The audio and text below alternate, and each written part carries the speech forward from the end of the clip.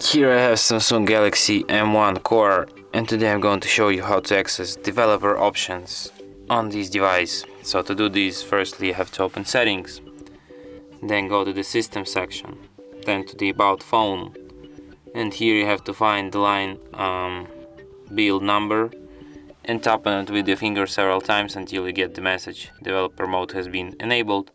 And now you can find developer options here at the system section.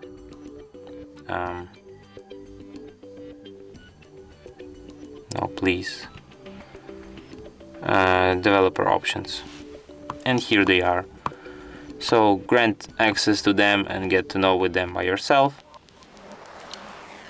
You can also disable them here, and after that they should disappear from the settings list. And they disappeared. Wow. And that's it. Thanks for watching. If you find this tutorial useful, don't forget to hit that like button and subscribe to our channel.